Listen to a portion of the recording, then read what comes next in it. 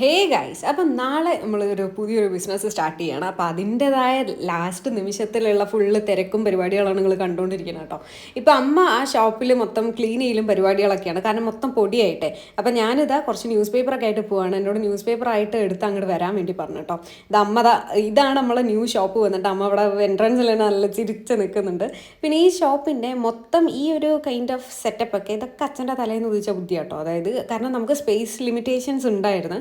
ഈ ഒരു സ്പേസിനകത്ത് നമുക്ക് ചെയ്യാൻ പറ്റാവുന്ന മാക്സിമം നമ്മൾ ചെയ്തിട്ടുണ്ട് കേട്ടോ.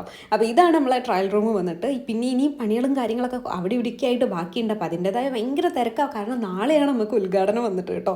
അപ്പോൾ അതൊക്കെ നമുക്ക് ശരിയാക്കാനുണ്ട്. ഇനിയിപ്പോൾ ഇന്ന് പാതിരാത്രി വരെ ഇവിടെ പണിയായിരിക്കും കഴിച്ചു. ഇനിയിപ്പോൾ നമുക്ക് വൈകുന്നേരം വന്നിട്ട് വേണം ഈ കാണുന്ന ഷെൽഫിലൊക്കെ നമ്മളെ ക്ലോത്ത്സ് നിറയ്ക്കാനായിട്ട് കേട്ടോ.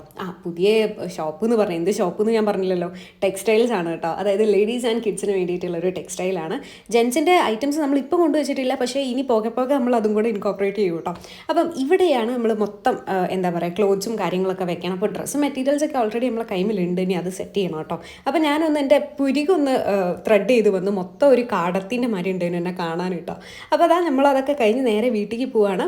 ഇനിയിപ്പോൾ ഫുഡ് കഴിക്കണം. അങ്ങനെ ഫുഡ് കഴിച്ച് കഴിഞ്ഞ് നമ്മൾ വൈകുന്നേരം ഇനി എഗെയിൻ നമുക്ക് ഷോപ്പിലേക്ക് പോകണം. ഇഷ്ടംമാതിരി പണികളുണ്ട് കേട്ടോ. അപ്പോൾ ഇതിൻ്റെയൊക്കെ ഫുൾ വീഡിയോ വരുന്നതാണ് കേട്ടോ. അപ്പോൾ കൂടുതൽ വീഡിയോസ് ആയിട്ട് ഉടനെ കാണാം. Till then bye.